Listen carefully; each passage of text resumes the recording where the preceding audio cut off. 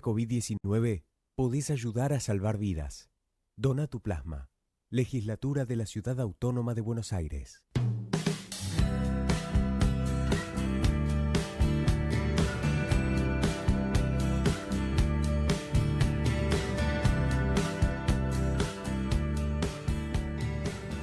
María Eugenia, ¿cómo estás? ¿Qué tal? ¿Cómo estás? Un gusto.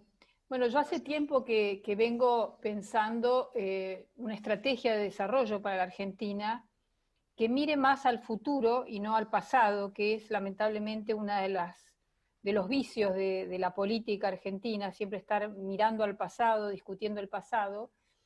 Y nosotros estamos viviendo en una época de cambios impresionantes, que todavía no nos damos cuenta de las dimensiones, ¿no? Tal vez esta pandemia además está acelerando esos cambios. Por ejemplo, la digitalización de nuestra vida cotidiana, que yo no parecía que con el celular y la computadora e internet era un montón, pero ahora que nos hemos acostumbrado a...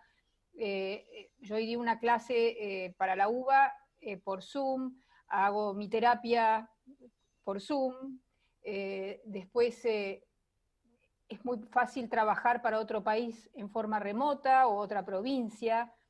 En mi familia, desde que está la cuarentena, hacemos los llamamos los Zoompleaños, ¿no? Porque hacemos los cumpleaños por Zoom. Yo tengo sobrinos, como tanta gente, que viven en distintos países y continentes, y bueno, generalmente no nos veíamos tanto, y ahora para los cumpleaños nos vemos las caras porque podemos estar todos viéndonos en la pantalla. Estas herramientas estaban a la mano, pero realmente no las usábamos, ¿no?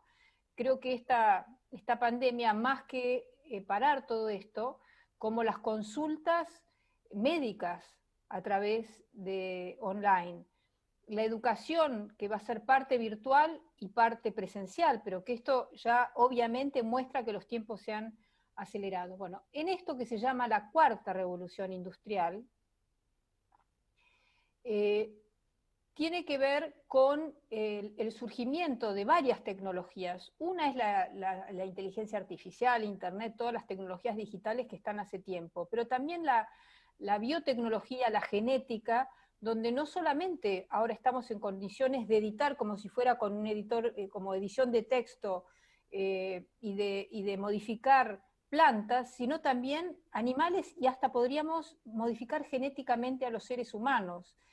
Hay estudios que muestran que en 20, 30 años ya no va a ser necesario tener sexo para procrearnos, que del tejido de la piel se van a poder producir esperma y óvulos, y de ahí se van a generar embriones que después en una clínica genética se le presentarán a los progenitores y ellos podrán ir diseñando el bebé de sus sueños. Entonces muchos hablan de una raza de superhombres, de bebés de diseño modificado genéticamente y tecnológicamente, pero también esto genera una gran incertidumbre para la democracia, porque nuestra democracia y nuestras leyes se fundan en la igualdad de todos los hombres desde el nacimiento, ¿no? Y los derechos humanos. Bueno, todas estas son las cuestiones que se están discutiendo y que se discutían antes de la pandemia, pero que la pandemia solamente ha acelerado. ¿Por qué? Porque ha demostrado que los países que tienen sociedades y estados muy tecnológicos y eficientes, y sociedades educadas, sanas, instruidas, ellos están atravesando la pandemia sin un daño tan grande para sus economías y el tejido social. En cambio, las sociedades que tienen estados ineficientes, con poca tecnología, sin internet, con mala gestión, bueno, el daño a las economías y sobre todo al tejido social está siendo enorme. Y la Argentina, con su cuarentena que ya lleva 180 días, no, perdón, sí, 180 días, 6 meses, la más larga del mundo, que nos dijeron que nos iban a poner en cuarentena porque así lo único importante era salvar vidas, y ya estamos en el puesto número 12 en el ranking mundial en cuanto a muertos por cada 100.000 habitantes, y también de contagios estamos más arriba. Bueno, la verdad que y ya la pobreza está llegando al 50% de la población. 6 de cada 10 niños es pobre en la Argentina. y el gobierno no quiere abrir las escuelas o ver modos de abrir las escuelas, cuando la educación en este mundo de hoy tan competitivo, la educación va a ser lo que diferencia a las naciones más prósperas de las más atrasadas. Entonces, porque tenemos que darle las herramientas a los niños, a los jóvenes, para que puedan ir adaptándose a los trabajos que se destruyen y los que se crean, sobre todo los que se crean. Entonces, tener una visión y una estrategia hacia adelante, anticipando el futuro y no esperando hasta que se nos venga encima, es lo más importante. La Argentina tiene, y yo escribí un libro que se llama Argentina Innovadora, ¿sí? ¿Se ve? Se publicó en el 2016 por Sudamericana, lo escribí con Silvia Neistat, donde nosotros mostrábamos que teníamos dos pilares, tenemos la materia prima para poder encarar este camino al desarrollo económico y social. Tenemos un sistema científico de larga tradición, con científicos de muy alto nivel, y tenemos algunos de los mejores emprendedores de América Latina, que cuando empezó todo el tema de la economía del conocimiento, de Internet, de la innovación, los argentinos fueron los que crearon las mayores empresas multilatinas, Mercado Libre a la cabeza, Globan, Despegar.com, bueno, muchísimas otras. O sea que nosotros tenemos la materia prima para encarar el camino que encararon, por ejemplo, países como Corea del Sur, que tenía un ingreso per cápita de $100 por habitante en 1950, $100 por habitante, y hoy tiene un PBI per cápita que es 3 veces el nuestro, $30.000 por habitante. Israel, que producía flores y naranjas en el desierto hace también 30 años, en los 70 los argentinos iban a ver los kibbutz y estas especies de granjas en el desierto y se maravillaban. Hoy van a ver lo que se llaman las startups, las empresas nuevas, la creación de los jóvenes y la ciencia y las universidades creando empresas. Israel tiene un PBI per cápita que es 4 veces el nuestro. Otro país es Irlanda. Irlanda era la hermana pobre de Europa en medio de esa guerra de Irlanda del Norte, y como eran muy católicos, tenían muchos hijos y eran medio más conservadores, siempre eran los pobres. Bueno, hace 25 años decidió ser el polo de atracción para las multinacionales de tecnología, bajó el impuesto a las ganancias corporativas, mejoró su sistema educativo y hoy tiene el quinto PBI per cápita del mundo, el más alto de Europa. Entonces, la Argentina ha suspendido la ley de economía del conocimiento para promover la investigación y desarrollo. Ha dictado recientemente una ley de teletrabajo que más que anticipar el futuro, lo está bloqueando. Estamos con este tema del cepo y los dólares, que bueno, hoy es un día muy especial, pero que esto lo único que hace es que hay muchas empresas que se están yendo y muchos emprendedores, empresarios, profesionales, científicos, que se están yendo de la Argentina porque sienten que nos estamos quedando encerrados en una visión antigua, más cercana a los años 50 o 70, que a lo que pasa hoy en el siglo XXI. Pero la buena noticia, y es lo que después de investigar 2 años, pudimos comprobar viajando también a California, Silicon Valley y Estados Unidos, nos decían, no hay emprendedores como los argentinos. Entonces, si nos cambiamos la mentalidad, en vez de patear en contra, al punto que Marcos Galperín se fue en febrero a vivir a Uruguay, y pensamos a favor, un país de científicos y CEOs y emprendedores, no como dos cosas separadas, juntos, la Argentina podría encarar ese camino al desarrollo, porque la única manera que podemos salir de estos niveles vergonzosos de pobreza y de un gran riesgo para toda la población, porque un país que tiene a su niñez sumergida en la pobreza no tiene futuro. Entonces no es que algunos nos vamos a salvar, no es así. Entonces tenemos con qué, pero tenemos que tomar conciencia de que el mundo que vivimos está, como se llama ahora, haciendo cambios exponenciales, no graduales, y muy disruptivos, y hay que estar atento y mirando eso para poder ser parte y minimizar los problemas, ¿no? Esa es un poco la charla que he dado. ¿Cómo se puede achicar la brecha digital que hay en este país? Bueno, mira, yo presido y soy cofundadora de una fundación que se llama Equidad, que la creamos hace 20 años, en el 2001, 19 años, casi 20, en medio de la crisis del país, pero porque yo había trabajado mucho con emprendedores desde otra fundación, Endeavor, y me daba cuenta que el mundo estaba cambiando y que había una parte enorme de la población que se iba a quedar afuera si no se ayudaba. Y creamos esta fundación que trabaja con las escuelas. Nosotros donamos computadoras, reciclamos computadoras y donamos unas 3.000 computadoras al año. Ya hemos donado 35.000 a miles de organizaciones públicas y privadas. Hacemos capacitación, tenemos una escuela de oficios digitales. Yo he visto en estos 20 años, y muchas veces, incluso yo he estado en la política durante 12 años, me han convocado para participar de planes de gobierno, pero tengo que decir con tristeza que los gobiernos se han ocupado demasiado en comprar equipamiento, una computadora para cada chico, un montón de otras cosas, y no de conectar las escuelas, de asegurarse que Internet llegue a todos los hogares, a la velocidad que tiene que ser. Cuando creamos Equidad en el año 2001, pero empezamos a trabajar antes, fuimos a ver qué hacían los países, distintos países, para prepararnos para eso.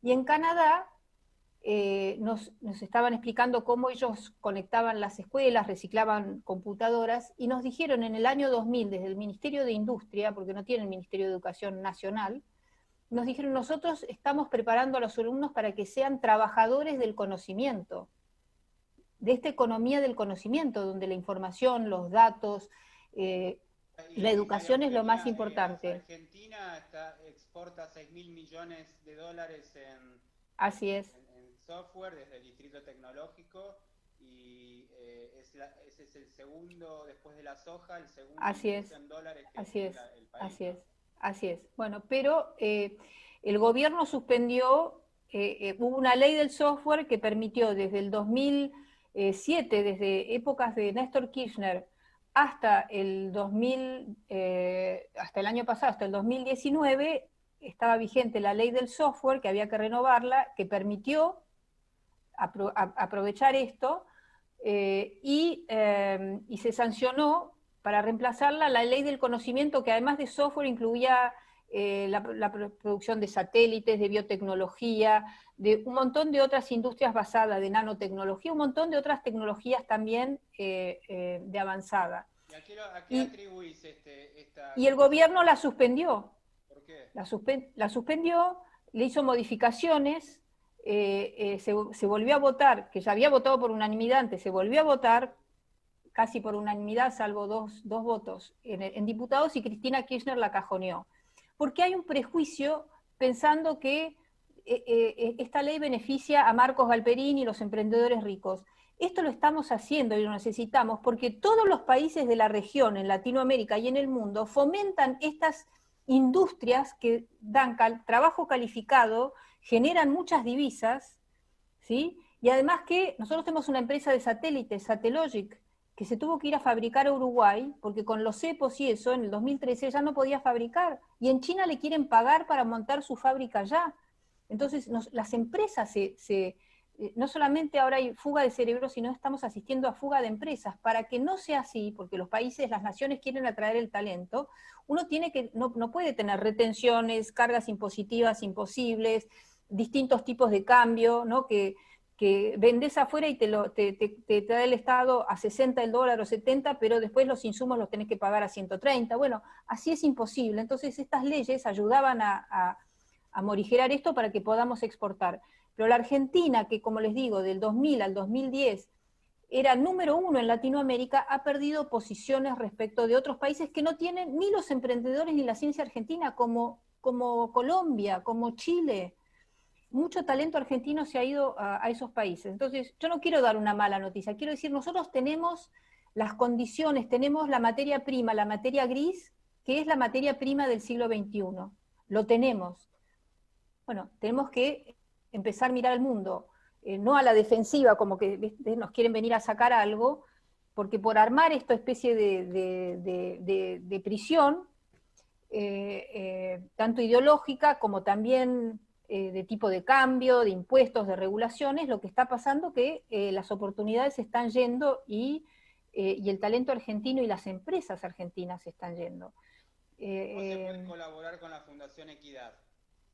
Bueno, con Equidad, en este momento lamentablemente estamos cerrados. Pudimos abrir en mayo porque nos pidieron del gobierno de la ciudad si podíamos donar 150 computadoras para los hogares de la ciudad de niños no huérfanos que no tenían computadoras, y entonces pudimos abrir. Pero desde entonces estamos cerrados.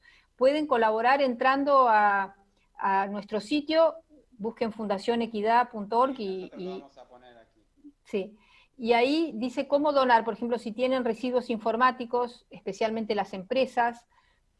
Bueno, eso es la mejor manera, y si hay empresas que quieren dar capacitación en su zona de influencia, en las escuelas de su barrio o en ONG que estén, nosotros tenemos capacitadores de programación, de diseño de páginas web, también enseñamos mucho lo que son las habilidades emocionales, la autoestima, el liderazgo, que son fundamentales para poder salir adelante.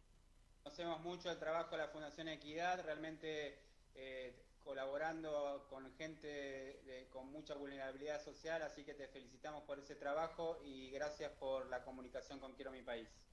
Bueno, me encanta que haya un programa que se llame Quiero Mi País, así que felicitaciones. Muchas gracias. Yo también lo quiero. Así es. Nos vemos. Gracias. Un abrazo.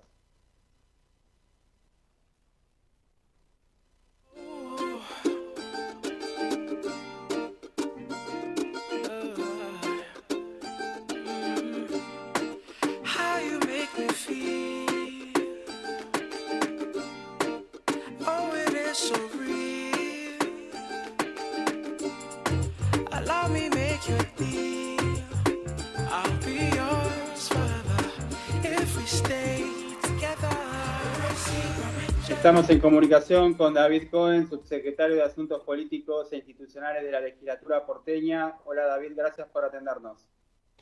Muchísimo gusto, Nacho, un placer estar hablando contigo.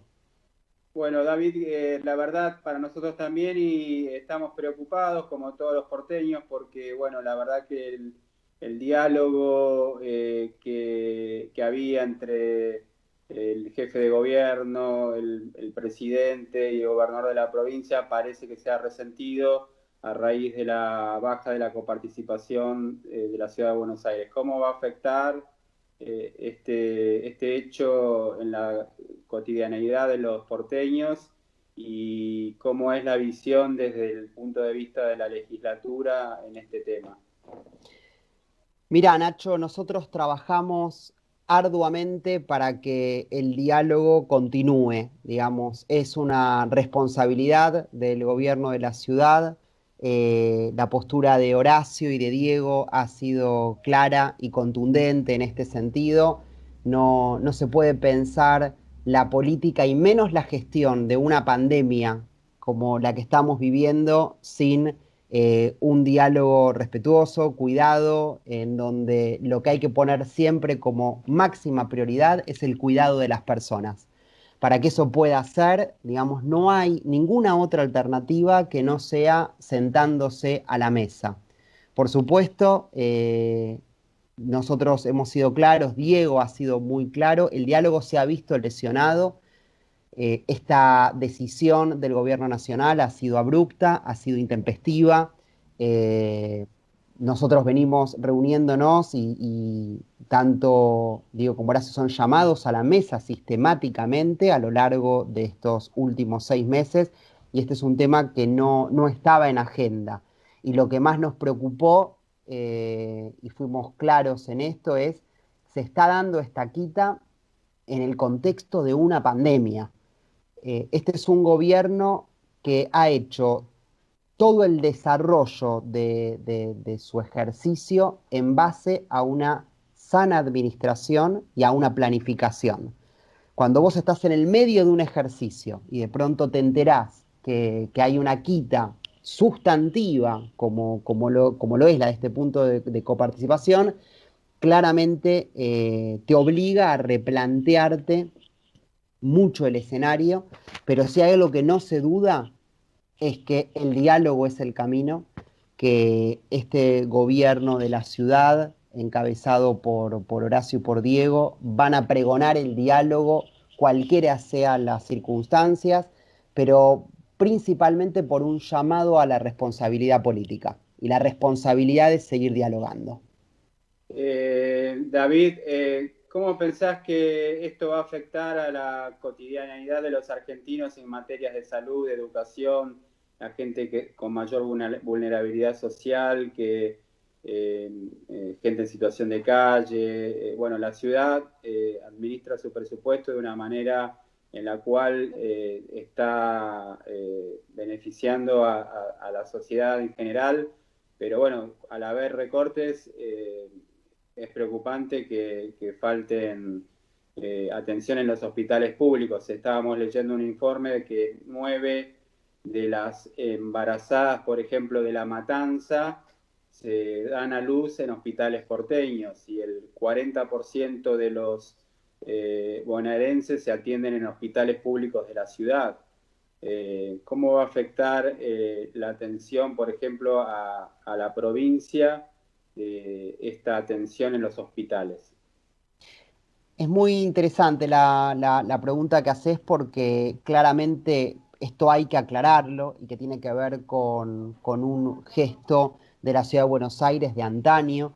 La Ciudad de Buenos Aires se ha propuesto organizar su sistema de salud para, en un altísimo porcentaje, dar cumplimiento y respuesta a nuestros vecinos, en este caso bonaerenses de la provincia, así como bien lo decías, el 42% del sistema sanitario de la ciudad está dispuesto para la atención de personas que no viven en la ciudad y que son de la provincia, y esto es habitual para que lo podamos poner en números y entender de qué estamos hablando. En el 2019, 6 millones de consultas hicieron los bonaerenses en hospitales públicos de la Ciudad de Buenos Aires, y en lo que va del 2020, todavía falta el resto de septiembre, octubre, noviembre y diciembre completo, ya van 4 millones de consultas, con lo cual muy probablemente, y además producto de esta pandemia, se van a amplificar todavía un poco más, y siempre el sistema de salud de la ciudad estuvo ordenado y organizado en función de ello. Por eso la aclaración que nosotros hacemos: en esta ciudad duermen 3 millones de personas, pero viven 7 millones de personas, porque bonaerenses que trabajan, estudian, se atienden regularmente en la Ciudad de Buenos Aires, están más tiempo físico de sus vidas en la ciudad que en sus casas donde duermen. Y está bien verlo así, nosotros lo entendimos siempre de esa manera, y nos parece importante en un país federal que realmente no haya límites interprovinciales. Diego una y otra vez dice, y lo habrás escuchado, la General Paz no divide lo que la gente une. Es decir, los límites geográficos son difusos cuando estamos hablando de una nación, de un país. Somos todos primeros argentinos y tenemos que bogar por el cuidado de todos. No es quitarles a uno para darles a otro, sino encontrar, por supuesto, una solución integral.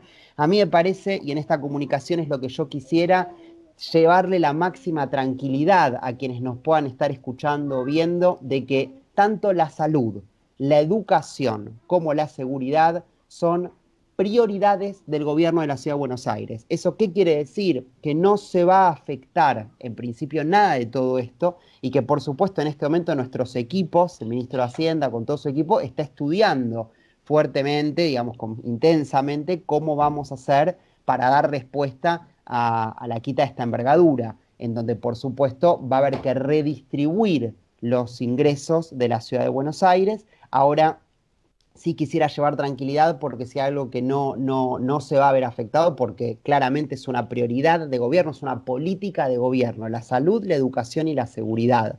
Entonces son 3 ejes que se van a preservar. Por supuesto, digamos, va a requerir de una ingeniería financiera, de un trabajo muy metódico y también planificado de ver cómo se va a hacer, porque estamos hablando de una quita, repito, sustantiva, que no se puede minimizar de ninguna manera. Pero ya están los equipos, nuestros equipos técnicos, trabajando intensamente en dar respuesta y ver cómo vamos a poder ordenarnos. Por supuesto, de más está decirte la expectativa que tenemos de que la Corte atienda digamos,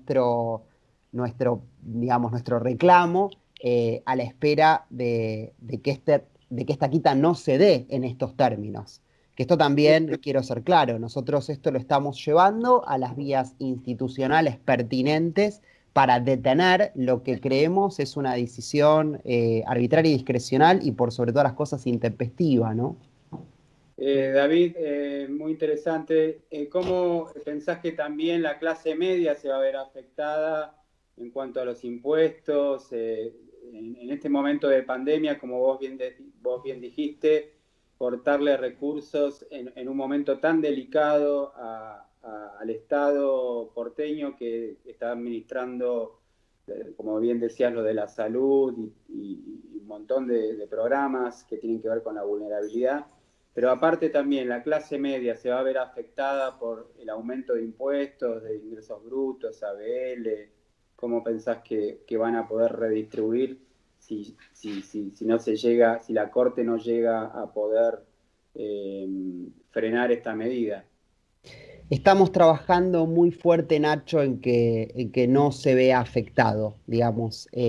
Hay un ejercicio dinámico en estos días que hace al flujo financiero de la ciudad y es una prioridad para este gobierno no afectar y no tener que vulnerabilizar aún más a las personas, a la clase media que está poniéndole el cuerpo, que ha mostrado una conducta ejemplar y todo el desafío está en cómo podemos ayudar, contener y estimular a, a estas personas que ya se están viendo afectadas por la pandemia en sí, con lo cual, en principio, se está trabajando para que no haya ninguna alteración en los impuestos. Todavía es prematuro, vos imaginate que nosotros estamos teniendo esta conversación a apenas unos días, muy pocos días de este anuncio, con lo cual hay muchas cosas que en este momento nosotros estamos estudiando.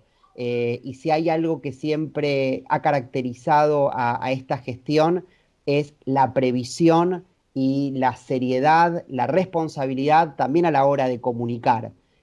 Nosotros en este momento, digamos, hay un equipo que está estudiando fuertemente cada uno de estos números y de estos escenarios posibles para ver cómo se va a afrontar esta situación, ¿no? Por supuesto en términos económicos, pero la vocación, la voluntad es cuidar hoy más que nunca a esta clase media que por supuesto se ha visto altamente afectada, ¿no? Digamos, estamos atravesando una crisis como hace 100 años no habíamos atravesado y tenemos que saber que las respuestas que va a haber que encontrar no están en el botiquín de las que hemos encontrado hasta acá.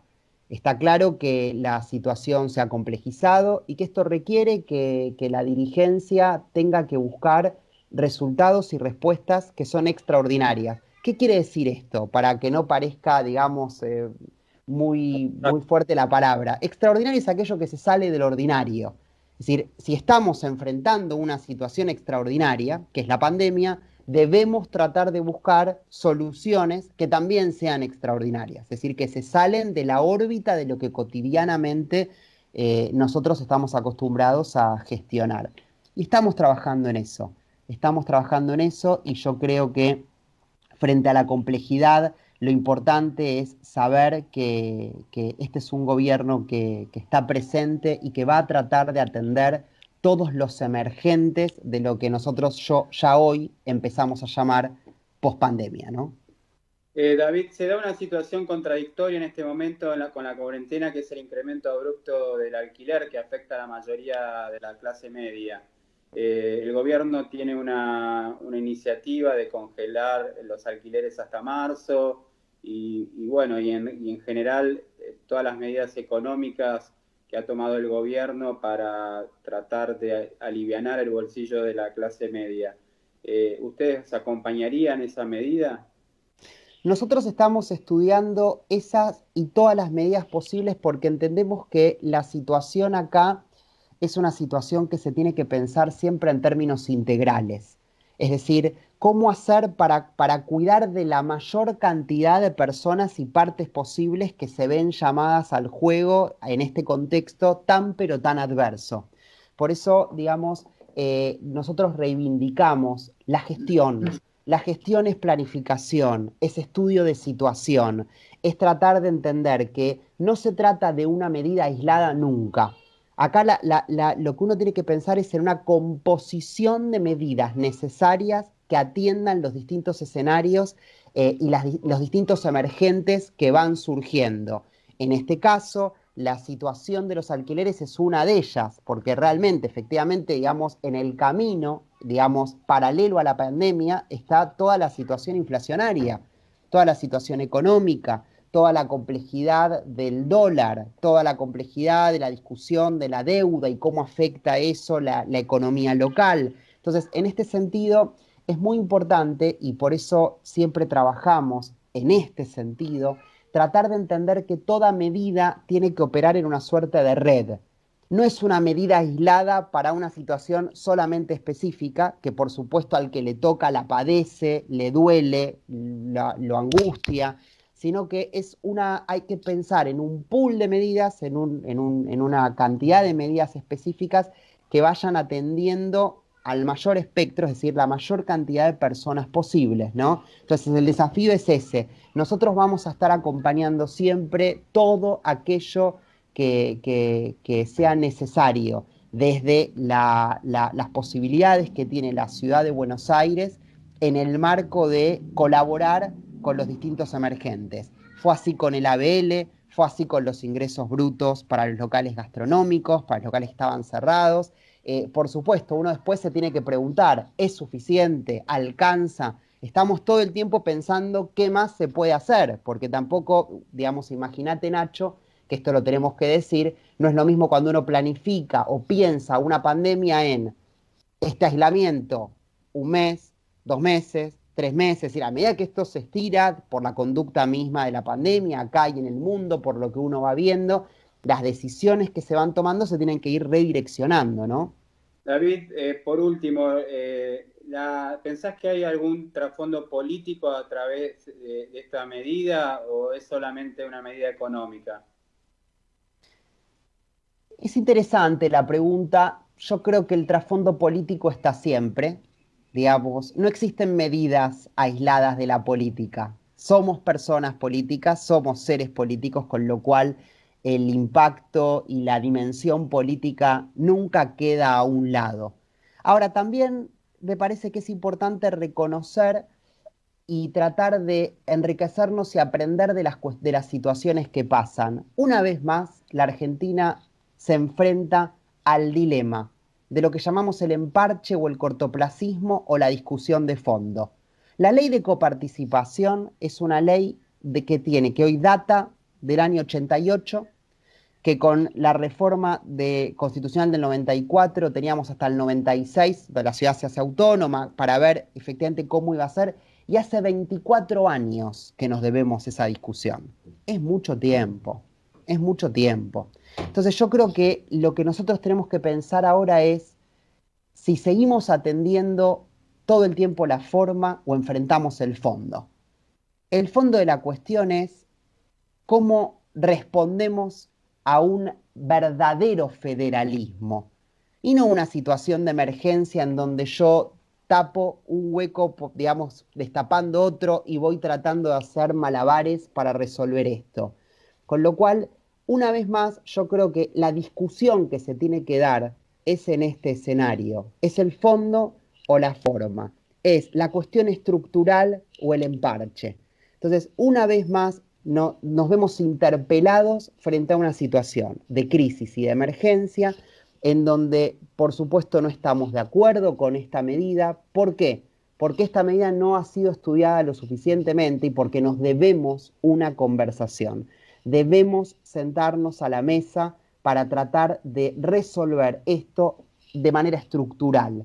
Diego siempre reivindica una y otra vez, nuestro vicejefe de gobierno, hay algunos puntos en los que tenemos que alcanzar un consenso. Hay otros en los que no vamos a estar de acuerdo y en los que tal vez nos pongamos de acuerdo nunca. Ahora, hay 4, 5 puntos básicos en los que esto debiera suceder. Y a mí me parece que si hay uno de ellos, tiene que ver justamente con cómo resolver el problema de la distribución en un país tan extenso territorialmente y tan complejo como el que vivimos. Y ahí hay que ponerse en una mesa y dialogar a fondo sobre este tema hasta alcanzar no cualquier respuesta, la mejor respuesta posible.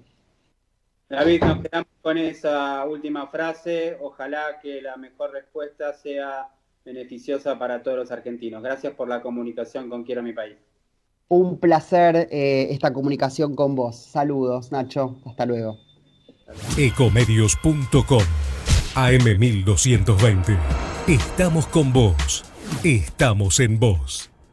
Ecomedios y los números de la suerte, con los resultados de las quinielas recién sorteadas, edición matutina. En la ciudad, a la cabeza, 7.739. En la provincia, 0.542. En Córdoba, 7.614. En Santa Fe, 6.268. En Montevideo, 997. Y en Entre Ríos, 6.077. Oficiados por Bombonería Bombonela, La Casa del Chocolate, Corrientes 1.479. Carnes seleccionadas Benito, Tapalqué, Lisandro de la Torre, Mataderos.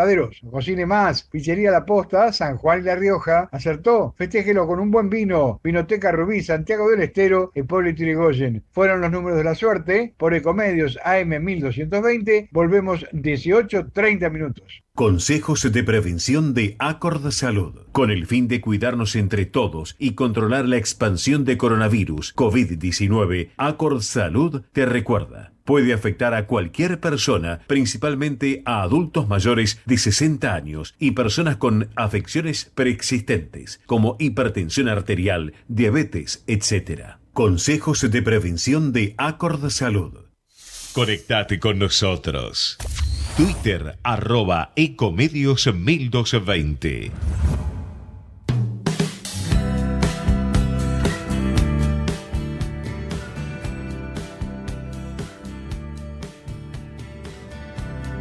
Estamos en comunicación con Sergio Levinsky para hablar de fútbol, de Messi, de todo lo que está pasando en el deporte, en fútbol en Argentina. Sergio tiene un portal muy, muy lindo que se llama como él, Sergio Levinsky, y está teniendo gran repercusión en las redes sociales a través de su canal de YouTube. Y bueno, lo convocamos para hablar un poco de Messi y de deporte en general. Hola Sergio, gracias por atendernos. ¿Qué tal, Nacho? Un placer, ¿cómo estás? Muy bien, muy bien. Y bueno, ¿y cómo está el mundo atrás de lo que Messi hace, no hace?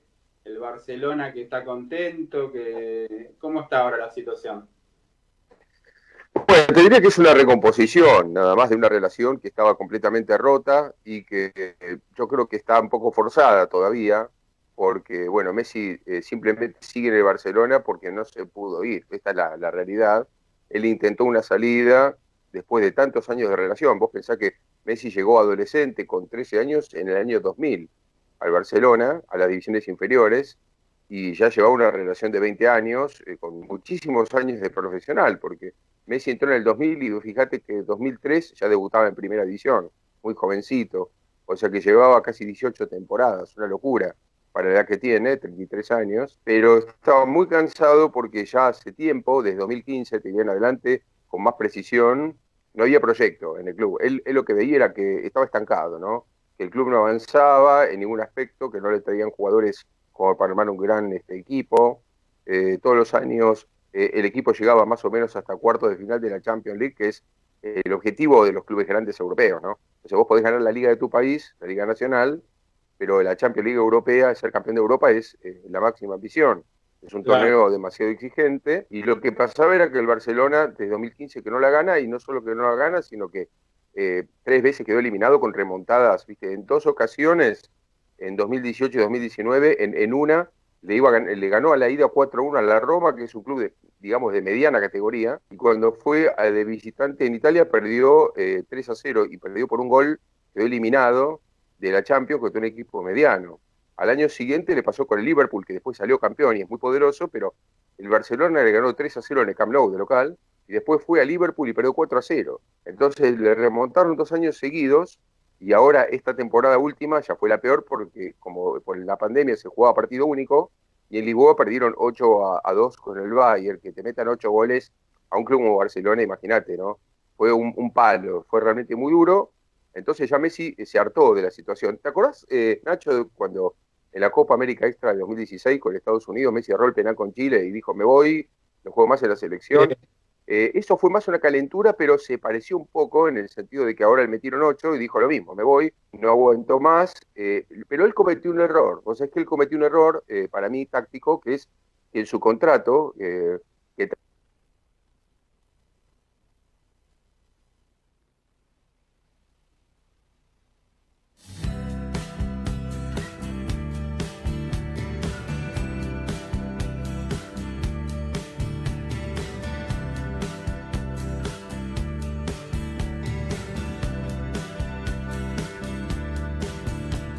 junio de 2021, tenía una cláusula que decía que él al 10 de junio de 2020 podía decidir salir. Es decir, que si antes de ese día decía me voy, el Barcelona no podía hacer nada y lo tenía que dejar libre. Entonces, de eso él se aferró diciendo, era más tarde del 10 de junio, pero él dijo, mira, como la temporada terminó más tarde por la pandemia, y no terminó el 10 de junio, terminó más tarde, entonces a mí me caben las de la ley, si yo me voy igual. Y el Barcelona se atajó con lo de no, estamos después del 10 de junio, vos no te fuiste hasta ese día, ahora ya es tarde, te tenés que quedar hasta el 30 de junio del año que viene. Y ese fue el debate, y ahora lo que dijo Messi en un famoso reportaje a un periodista español es, no, bueno, yo no voy a litigar contra el club de Viceamores. Es decir, yo me quedo por la cuestión de que no quiero problemas, no me voy así siendo el capitán del equipo después de 20 años de gloria, no me voy a ir litigando. O sea que me quedo hasta el 30 de junio, pero sin ninguna gana, ¿no? Así que eso es un poco lo que está pasando. Y una última cosa que te cuento también, que la gota que rebalsó el vaso, por decirlo así, viste que después del 8-2 del Bayern, hubo otro tema más que, bueno, el Barcelona contrató a un holandés que fue gran figura de los años 80 y 90 del Barça, que es Ronald Koeman, como técnico, ¿no? Nuevo técnico del Barcelona. Koeman, una de las primeras cosas que hizo fue llamar por teléfono al mejor amigo que tiene Messi en el Barça, que es el uruguayo Luis Suárez, el delantero, el goleador, y le dijo, en 1 minuto 52 segundos de comunicación, no cuento con vos para la próxima temporada, buscate club. Vos imaginate que Suárez es el mejor amigo de Messi, el que toma mate con Messi todos los días. Sus esposas tuvieron un negocio de zapatería juntas en Barcelona. Sus hijos van al mismo colegio. Y decirle eso a Suárez para Messi fue como el too much, ¿no? Como diciendo, bueno, mirá, yo me quería ir después de esto, que vino Suárez a decirle, ¿sabes lo que me dijo Koeman? Que me busque el club. Ah, sí, me voy yo también. Y eso fue lo que pasó, pero Messi no se pudo ir. Entonces, volviendo al inicio de tu pregunta, que por ahí me extendí, es que en realidad la situación es que Messi se queda porque no tiene otra.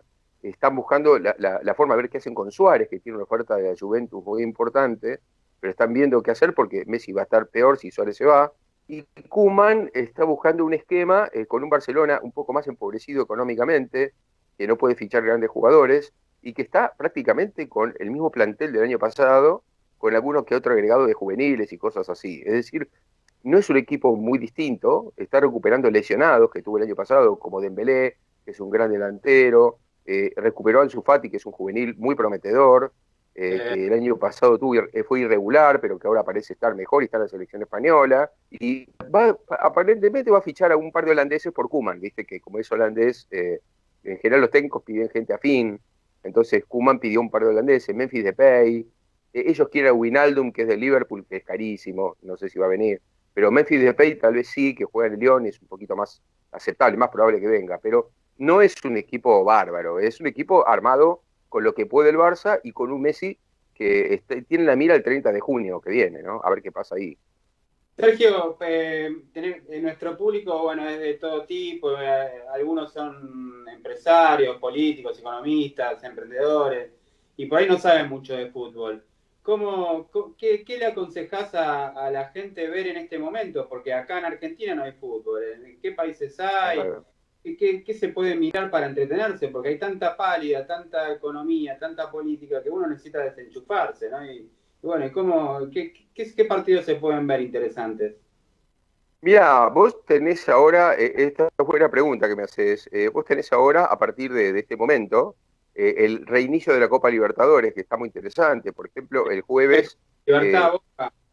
Claro, el jueves tenés Libertad Boca, tenés, mira, una triple jornada televisiva, por ejemplo, si vos querés, tenés un jueves para divertirte desde las 5 de la tarde, porque tenés Racing Nacional de Montevideo, termina Racing Nacional de Montevideo y sigue River jugando su partido también, contra el San Pablo en Brasil, a las 7, y a las 9 juega Libertad Boca, o sea que tenés los 3 partidos seguidos, Racing, River y Boca, Copa Libertadores. Después tenés, además de eso, los fines de semana muy recomendable la Premier League inglesa, que ya empezó, lleva 2 jornadas ya jugadas, así que parece muy interesante. Si lleva una jornada, ahora se va a jugar la segunda, ¿no? De la Premier League, hay equipos muy buenos para ver. Yo te diría, por ejemplo, el fin de semana tenés el Chelsea-Liverpool, que es un partidazo. Yo recomiendo mucho seguir al Chelsea este año, al Chelsea de Frank Lampard, que trajo jugadores de la Bundesliga muy, muy buenos, y que tiene un muy buen equipo ahora, armó un gran equipo, con muy buenos juveniles y con refuerzos muy importantes. Siempre recomiendo ver al Liverpool de Jürgen Klopp, que es el mejor equipo del mundo, tal vez en este momento, uno de los 2 o 3 mejores equipos del mundo, así que recomiendo ver al Liverpool. También quien quiere divertirse un poco puede ver el Manchester United, que hizo un gran trabajo Solskjaer, en noruego, y desde el año pasado tiene un muy buen equipo, mucho mejor de lo que tenía antes, así que es otro equipo para seguir. Yo creo que más o menos esos son los equipos, y por supuesto siempre el Manchester City de Pep Guardiola, que es el cuarto equipo inglés en poderío, no son los 4 más importantes. Yo diría que por ese lado de la Premier League. Otra liga que recomiendo muchísimo ahora es la Bundesliga, la liga alemana. La liga alemana mejoró mucho, muy buena liga, muy buena liga. Hace rato que es una muy buena liga, después de la inglesa para mí la mejor, la que tiene más ritmo, la que tiene equipos que buscan siempre atacar. Ahí tenés el Bayern Múnich, ni hablar, es el campeón de Europa actual, el Bayern Múnich. Después tenés el Borussia Dortmund, que siempre intenta jugar bien. Tenés al Bayer Leverkusen, que es otro equipo bastante aceptable. Perdió un par de jugadores ahora con las ventas, pero igual sigue siendo siempre aceptable. Y el Borussia Mönchengladbach, que es otro equipo también muy bueno. O sea, que yo te diría que la Bundesliga como segunda. Y la tercera que recomiendo mucho ahora es la Liga Italiana. La Liga Italiana, que todavía no empezó, va a empezar ahora, pero que es una liga que ya en cualquier momento empieza, esta semana no, la otra, porque ahí también tenés a la Juventus, que es un equipo muy poderoso, tenés al Inter de Conte, que llegó a la final de la Europa League, así que es otro muy buen equipo, que se reforzó bien.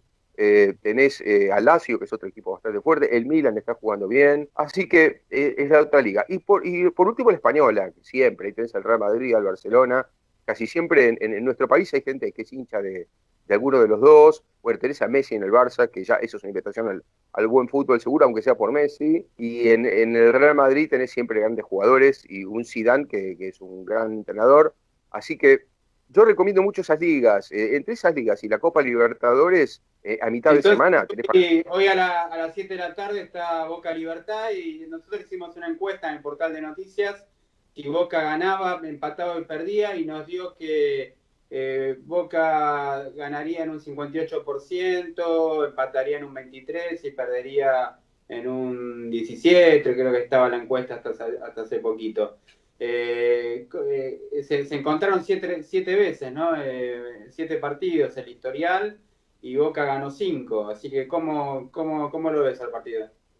Mira, en general mucho la historia no suele contar en esta clase de partidos. No, sí. Es mucho más el presente, porque vos fíjate que, por ejemplo, Boca con Libertad en la Copa Libertadores, unos partidos fueron en el 78, es decir, hace muchísimo tiempo, con equipos distintos, ¿no? El problema que tiene Boca, Nacho, es que Boca llega casi sin entrenamientos a ese partido, porque Boca tuvo 20 casos, llegó a tener 20 casos positivos de coronavirus, con lo cual, bueno, Boca está complicado, ¿no? De hecho, se debatía hasta el último momento quién subía al avión y quién no, porque hubo un debate enorme con Libertad, entre Boca y Libertad, por el tema de hasta dónde llegan los positivos, ¿no? Porque una cosa es el contagiante y otra es el positivo. Esto es una última recomendación de la Organización Mundial de la Salud y la Organización Panamericana de la Salud, que dice que después del 10º día, de los 14 que tenés que estar, ya no contagiás.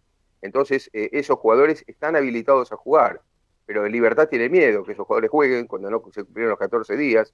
Por otro lado, vos fijate que estamos hablando de alta competencia y son jugadores que no están del todo recuperados, es decir, no tuvieron tiempo para recuperarse físicamente. Y algunos van a jugar porque Boca se quedó sin jugadores casi. Entonces, Boca va a poner contra Libertad en el minuto que empiece el partido lo que tenga para jugar. Es más, el propio Russo, que es el técnico, como es una persona mayor de 60 años, no se sabe hasta último momento si va a estar sentado en el banco o no, porque tiene miedo también de viajar. O sea, en realidad, Nacho, para ser sincero, esta Copa Libertadores no debió empezar tan pronto, debió esperar un poco, pero bueno, ahí está el tema de los derechos de televisión, la avidez por la parte económica, por resolver eso, y la Conmebol, a mi parecer, se apuró. ¿Sabes por qué lo digo? Porque si, esto muchos empresarios que están viendo lo entenderán.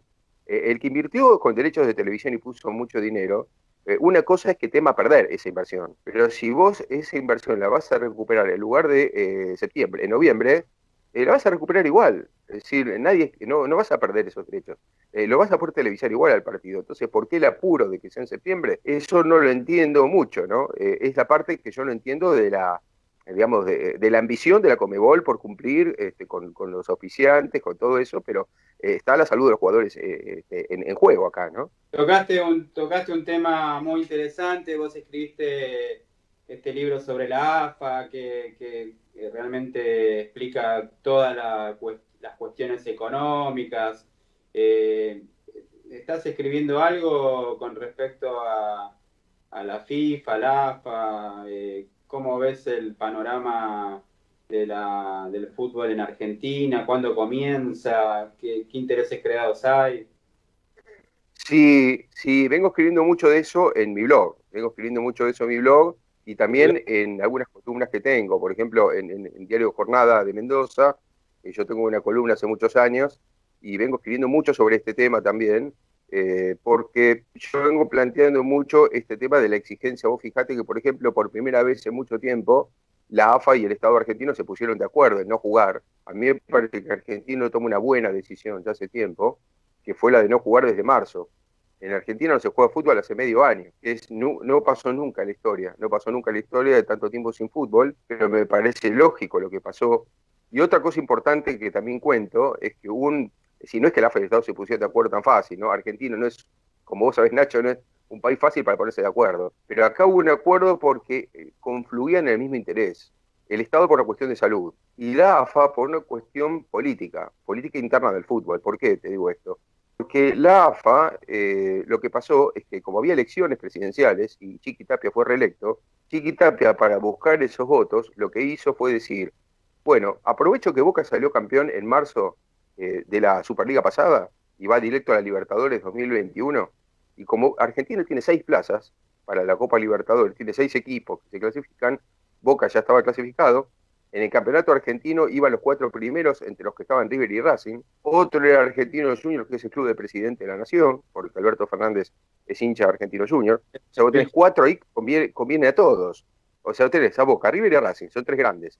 Argentino es el club de presidente. Y después los otros 2 equipos iban de acuerdo a 2 torneos que no se pueden jugar por la pandemia, que eran la Copa Argentina y la Copa de la Superliga.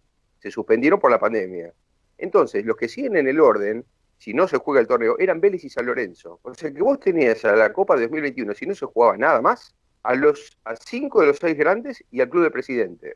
Entonces el AFA lo que dijo es, no jugamos más en todo el año, y si no jugamos más, van esos 6 clubes a la Copa Libertadores. O sea, yo quedo bien con todos. Lo que hizo por abajo fue suspender los descensos, porque como hay pandemia y no se pueden resolver, entonces con eso se salvan todos los clubes que estaban peleando por el descenso. Y lo suspendió por 2 años. O sea, imagínate, todo el mundo contento. Entonces, claro, lo que dijo, si yo congelo esto hasta 2021, todo el mundo está contento. Entonces, ¿para qué vamos a jugar nosotros? Ellos siguieron cobrando plata de la televisión. ¿Por qué? Ahí te cuento la otra. Porque uno dice, ¿cómo cobraron si no jugaron?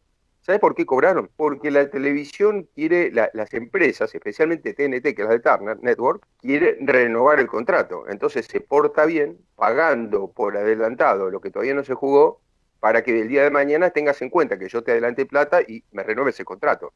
Entonces, TNT pagó ese dinero durante meses y los clubes sin jugar cobraron el dinero. Entonces, ¿cómo no van a querer congelar todo? Entonces, se pusieron de acuerdo con el Estado, que no quería jugar por razones distintas, sanitarias, y dijeron, el Estado no quiere jugar y la AFA no quiere jugar, no juguemos más. Entonces no jugaron nada en todo el año y están todos contentos. Es una cosa muy rara, pero así fue. Esto es lo que yo vengo escribiendo, que es lo que viene pasando. Por eso no se juega, por eso nadie quiere jugar y por eso cuando la Conmebol dijo, no, la Libertadores se juega, todos los clubes y la AFA dijeron, no, ¿qué se va a jugar? Argentina se opone. Y vos fíjate una cosa que te voy a contar, Nacho. ¿Sabés cómo salió la votación de las 10 federaciones de Sudamérica para volver en septiembre a la Copa Libertadores? De las 10 votaron 8. Venezuela y Bolivia no votaron porque se murieron los presidentes de la federación. Pero los otros 8 votaron. Salió 7-1 la votación. ¿Sabés quién fue el único voto en contra de que se vuelva a jugar al fútbol? La AFA. AFA. La AFA porque no quiere que se juegue. Realmente impresionante la información que manejas, un capo del fútbol. Bueno, te vamos a llamar de nuevo, así nos vas contando las próximas novedades de tu libro y bueno, quedó pendiente esa investigación sobre fútbol para todos y bueno, ¿se viene otro fútbol para todos o cómo lo ves? Sí, se viene un mini fútbol para todos. Según tengo entendido, va a ser un mini fútbol para todos. Por lo que me cuentan, va a ser un poco raro. Mira, no te sorprenda que sea esta vez distinto a la vez anterior y que haya que usar una especie de sube. Mirá lo que te digo, una cosa así. Vamos a ver, pero puede ser. Pero creo que viene y te voy a decir por qué. Porque probablemente Fox, que ahora no existe más, Fox dejó de existir porque el canal Fox fue subsumido por Disney, ¿no? En Estados Unidos, por lo cual en Argentina eso ya se produjo y es ESPN. ESPN, digamos, ahora se adjudicó Fox, se quedó con Fox, por lo tanto ESPN ahora tiene los derechos de la Copa Libertadores y entonces en el fútbol argentino la mitad de los partidos, los que transmitía Fox, quedan medio libres. Ese paquete de la mitad, eran 12 partidos, de los cuales 6 transmitía TNT y 6 Fox. Los 6 de Fox ahora están ahí dando vuelta. Parece ser que esos 6 podrían entrar en manos o del Estado o de los canales abiertos. Vamos a ver cómo, pero esos 6 irían o gratuitos o con algún sistema accesible para la gente, pero no sería más de pago. Y apasionante el mundo del negocio de la televisión, del streaming y todo lo que tiene que ver con los contenidos, ¿no? Sergio, te vamos a llamar pronto para seguir hablando del tema. Muchas gracias. Un fuerte abrazo. Por favor, Nacho. Igualmente para vos, un abrazo grande. De COVID-19 podés ayudar a salvar vidas. Dona tu plasma. Legislatura de la Ciudad Autónoma de Buenos Aires. Desde Buenos Aires, transmite LRI 224, AM 1220, Ecomedios. Econoticias. Toda la información al instante.